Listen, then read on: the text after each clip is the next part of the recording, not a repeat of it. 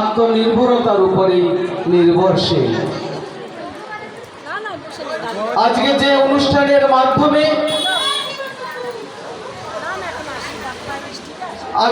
অনুষ্ঠানের মাধ্যমে আমরা এখানে সবাই একত্রিত হয়েছি, আমরা সবাই বাবার একটি নাম খুব যত্ন সহকারে সবাই বলি এবং ধ্যান করি। আমরা সবাই বলি ওম সত্যম শিবম সুন্দরম, ওম সত্যম শিবম সুন্দরম, ওম সত্যম শিবম সুন্দরম। কিন্তু বাবার এই যে নাম আমরা জপ করি, বাবার এই যে নাম আমরা ধ্যান করি, আমরা কি বাবার এই নামের তত্ত্ব কথা জানি? এটা প্রশ্ন আমি রাখলাম এই কারণে আপনাদের মাঝে, কারণ যে মন্ত্রের আপনি সাধনা করছেন সেই মন্ত্রের অর্থ যদি আপনি না জানেন তাহলে সেই মন্ত্র জপ বৃথা হয়। তাই যখনই জপ করছি তখন কি জপ করছি তার মানেটা আমাদের হৃদয়ঙ্গম হওয়া জরুরি, এবং মন্ত্র জপের সঙ্গে সঙ্গে সেই মন্ত্রের অন্তর্পুরে যে মহাধ্বনি, সেই ধ্বনি আমার হৃদয়ে প্রস্ফুটিত হচ্ছে কিনা, জাগরণ হচ্ছে কিনা, এইটা আমাদের জানতে হবে। আমরা জানি শিব ঠাকুর সত্যের ঠাকুর, আমরা জানি শিব ঠাকুর ধ্যানের ঠাকুর, কিন্তু আমরা কি জানি শিব ঠাকুর কার ধ্যান করেন? কিভাবে শিব ঠাকুর তার শিবত্ব অর্জন করেছিলেন? দেবতার দেবত্ব অর্জন, শিবের শিবত্ব অর্জন, মায়ের মাতৃত্ব অর্জন, এটা অর্জন করতে হয় কোন সাধন মার্গের, কোন সাধন বলে শিব শিবত্ব অর্জন করেছিলেন আমাদের জানার প্রয়োজন আছে। কারণ আমরা যদি না জানি, হিন্দু সনাতনী পরম্পরা আগামী প্রজন্ম জানবে না। আপনার পাশের বাড়ির যে হিন্দু সনাতনী সম্পর্কে জানে না, সে আপনার ছেলেকে বলবে তোমরা তো শিবলিঙ্গের পূজা করো। কি সে শিবলিঙ্গ বলতে পারবেন না আপনারা? যে শিবলিঙ্গের মাথায় আজকে আমরা জল ধারণ করে বাবার সাধন মার্গে আমরা আজকে নেমেছি, এই শিবলিঙ্গের অর্থ কি জানতে হবে, জানাতে হবে, সমাজকে বোঝাতে হবে। কারণ দীর্ঘ 70 বছরের ইতিহাস থেকে যেভাবে হিন্দু সনাতনী পরম্পরাকে মুছে দেওয়ার পরিকল্পনা করেছে, সেটাকে মানুষের মনে জাগরণ আনতে হবে। লিঙ্গ শব্দের অর্থ স্বরূপ। কিসের স্বরূপ? ওম নমঃ শিবায় বলছি। ওম শব্দের অর্থ যিনি জগৎময়, যিনি ছিলেন, যিনি আছেন এবং যিনি ভবিষ্যতে থাকবেন, সেই সত্য হলো ওঙ্কার। আর নম প্রণাম করি। কাকে প্রণাম করি? শিবায় শব্দের অর্থ সত্যকে।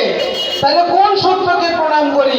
সেই সত্যকে প্রণাম করি যে সত্য আদি অনন্তকাল থেকে ছিল, যে সত্য এখনো আছে, যে সত্য আদি অনন্তকাল থাকবে, সেই সত্যকে আমরা প্রণাম করি। আর এই প্রণাম করার জন্য সেই সত্যের যে স্বরূপ, সেই স্বরূপকে আমরা দেবতার আসনে বসিয়েছি শিবলিঙ্গ রূপে। শিবলিঙ্গ শিবের কোনো অঙ্গ না, কারণ শিব তো মেডিটেশনের ঠাকুর, শিব হলেন ধ্যানের ঠাকুর। এই ওম দিয়ে যেটা শুরু হয় সেটাকে শিব মন্ত্র বলা হয়। আমরা অনেকে যদি প্রশ্ন করি, অনেকে বলবে শিব মন্ত্র কাকে বলে? ওঙ্কার হলেন শিব মন্ত্র। কেন ওঙ্কারকে শিব মন্ত্র বলা হয় জানেন? কারণ শিব যখন ধ্যানস্থ থাকেন, শিব যখন তার শিবত্ব অর্জনের পরিকল্পনা করেছিলেন, শিব যখন তার শিবত্ব অর্জন করেছিলেন, ওঙ্কার মন্ত্রের সাধনার মাধ্যমে শিব তার শিবত্ব অর্জন করেছিলেন, অর্থাৎ সত্যের সন্ধান পেয়েছিলেন। কি সত্যের সন্ধান পেয়েছিলেন? পরমাত্মা স্বরূপ যে সত্য, সেই সত্যকে উনি জয় করেছিলেন, তাই তিনি শিব হয়েছিলেন। শিব ঠাকুর যখন আপনার মনের আধার হবে, শিব ঠাকুর যখন আপনার প্রাণের ঠাকুর হবে, শিব ঠাকুর যখন আপনার গৃহের অধিষ্ঠিত দেবতা হবে, জানবেন আপনার মনের ভেতরে সত্যের প্রকাশ হচ্ছে। শিব ঠাকুরের পূজা যখন আমরা করব, তখনই আমরা বলবো, সবাইকে আপন করো, বিশ্বকে করো ঘর, নিখিল ভুবনে যেন কেউ নাই থাকে পর। কেউ পর থাকবে না। হিন্দু সনাতনী পরম্পরায় কোনো জাতের বিভেদ নেই। হিন্দু সনাতনী পরম্পরায় উঁচু নিচু জাতের বিভেদ নেই। হিন্দু সনাতনী পরম্পরায় ছুত অছুতের পরম্পরা নেই।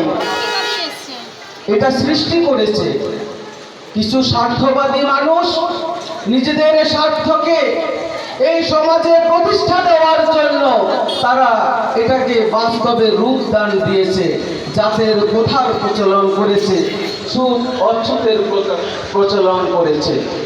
কিন্তু হিন্দু সনাতন ধর্ম কি বলে?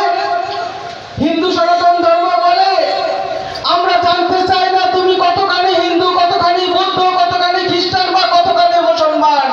আমি শুধু জানতে চাই তুমি কতখানি মানুষ। অর্থাৎ মানুষ হওয়ার ডাক দিয়েছে সনাতন ধর্ম। আপনি প্রত্যেকটা সম্প্রদায়ের কাছে যাবেন, তারা আপনাকে জিজ্ঞাসা করবে আপনি হিন্দু হলেন না, আপনি মুসলমান হলেন না, আপনি খ্রিস্টান হলেন। কিন্তু যখন আপনি সনাতনী পরম্পরার সঙ্গে আসবেন, তখন আপনাকে বলা হয় আপনি মানুষ হলেন কিনা। অর্থাৎ মানুষ রূপে জন্মগ্রহণ করে যে মনুষ্যত্বের অধিকার নিয়ে স্বয়ং করুণাময় আমাদেরকে সৃষ্টি করেছেন এই পৃথিবীর বুকে, যেখানে মানুষ হিসাবে আমাদের অধিকার আছে, মানুষ হিসাবে আমাদের দায়িত্ব আছে, মানুষ হিসাবে আমাদের কর্তব্য আছে। সেই কর্তব্য সমাজের প্রতি, সেই কর্তব্য মানুষের প্রতি, সেই কর্তব্য সনাতনের পরম্পরার প্রতি, এবং সেই কর্তব্য আধ্যাত্মিক জগতের প্রতি। আধ্যাত্মিকতা যদি আপনি আপনার সন্তানকে না দেন, আপনার সন্তান তৃণমূল হয়ে জন্মাবে, তার মানে চোর হয়ে জন্মাবে। আপনার সন্তানকে যদি আধ্যাত্মিক পরম্পরা না দেন, তাহলে আপনার সন্তান সমাজ বিরোধী হিসেবে এই সমাজকে শোষণ করবে, এই সমাজকে লুণ্ঠিত করবে, এই সমাজকে বিভ্রান্ত করবে, এই সমাজকে পদদলিত করবে। আর আপনার সন্তান যদি খারাপ হয়, তাহলে আপনার পরিবার সুখের হবে না, আপনার পাশের বাড়ির মানুষটা সুখে থাকতে পারবে না, আপনিও সুখে থাকতে পারবেন না। হয়তো ভাবছেন আমার ছেলে দুর্বৃত্তায়ন করে 50,000 টাকা ইনকাম করে এনে আমাকে সুখ দেবে, এই সুখ দিতে পারেনি। পেরেছে সুখ দিতে? আমরা গত ইলেকশনে যে রাজনৈতিক দলটাকে উঠে যেতে দেখলাম, দেখুন একটা রাজনৈতিক সংগঠন, আজকের বাবার কাছ থেকে আমরা সমালোচনা করতে চাই না, কিন্তু কি দুর্ভাগ্য, কি পরিহাস বলুন তো, আপনার হাতের কালি ওঠার আগে একটা দল উঠে গেল। কেন উঠে গেল বলুন তো? মানুষ তো তাদেরকে সুযোগ দিয়েছে, মানুষ তাদেরকে তাদের প্রতি আস্থা রেখেছে, মানুষ তাদের প্রতি বিশ্বাস রেখেছে, কিন্তু তারা তাদের মানুষের বিশ্বাসকে ভঙ্গ করেছে, মানুষের ভরসাকে পদদলিত